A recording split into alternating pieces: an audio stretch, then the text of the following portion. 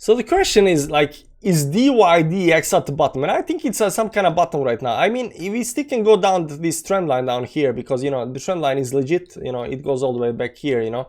The trend line is legit, and it can definitely go again down to this bottom down here, but it doesn't have to, because there is this very nice line over here that's showing us that this might actually be some kind of bottom. This is actually, you know, support, and right now look at it, standing at this very bottom up here. So if it can move like a little bit up here, it's gonna be super nice, super nice. So let's see what's gonna happen. The late adopter. Hi guys, how you doing? Before we start, as always, if you need some kind of help with altcoins, you know, what's pumping, what's not pumping, what's good, what's not good, and stuff like that, check out the Patreon, you know, because we do the coins that nobody's talking about, you know. You don't want to know about coin that's pumped 50%, like what's good. You FOMO in, and then it goes down 30%, then you sell, then it goes up 1000%, and then you're like, oh my god, what did I do? You know, you don't want to be that guy. You don't want to be that guy. That said, let's go back to DYDX and see what's happening up here. So like we said up here, you know, it is a nice triangle that's happening up here. I think the triangle is legit, you know. There may be other ways to draw this, something like this up here, maybe, give or take, but I think the triangle is pretty legit, especially this bottom line is pretty legit on the downside. It's been hit and respected a lot of time, so this line down is legit, but I don't think it has to go all the way down. It can go there. Do know that. You can see here, but this was a bullish engulfing candle, you know, went down, and this green candle is a bullish engulfing candle, said nope, not doing that, not going past this level down here. We did that, you know, don't want to do that again.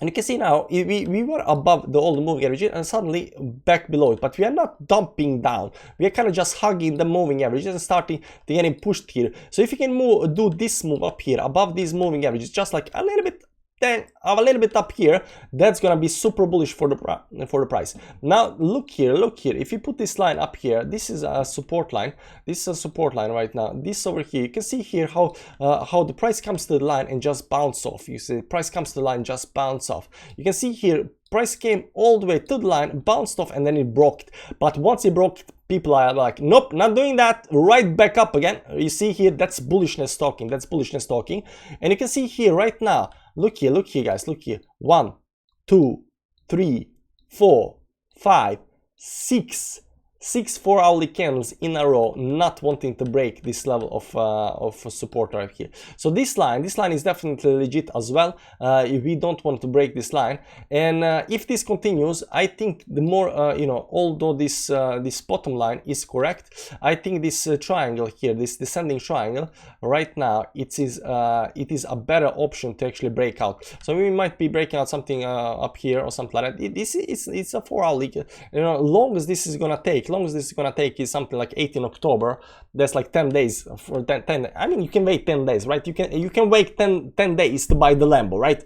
I mean, you don't have to have a Lambo today. You wait 10 days, you know, 10 days is fine. But what are we gonna do?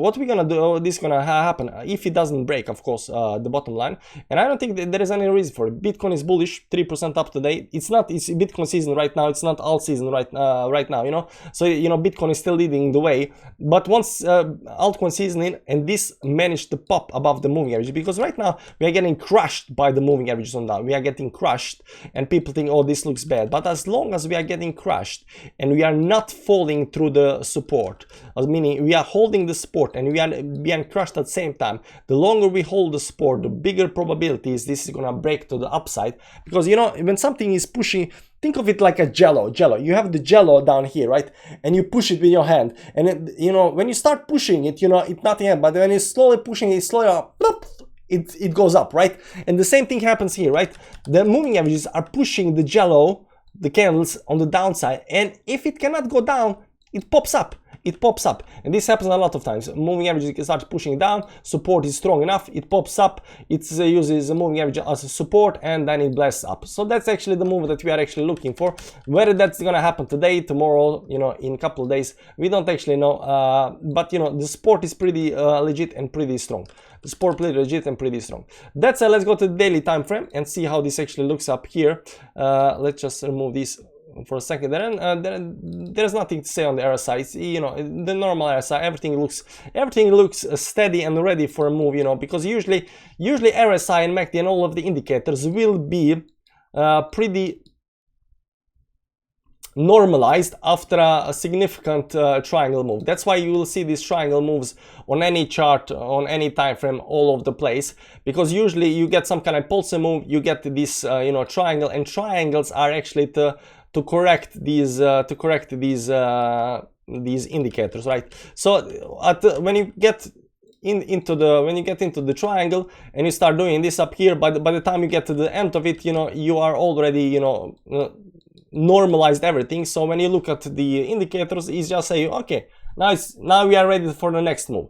So that's the thing about triangles. We are waiting for the next move. We don't know whether the next move is going to be up, downside or upside, but we think it's going to be to upside because, you know, all season is going to kick in.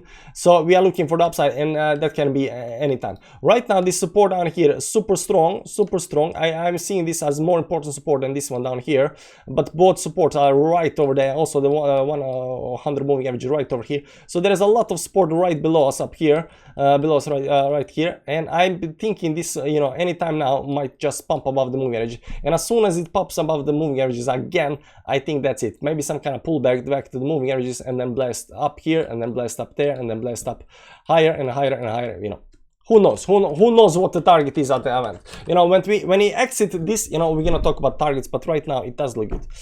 That said, subscribe to the channel if you want to watch tomorrow's DYDX video. Also, I don't know what DYDX stands for, so you might want to educate me on that. That's it. Check out the Patreon. You know, see you tomorrow. Bye bye.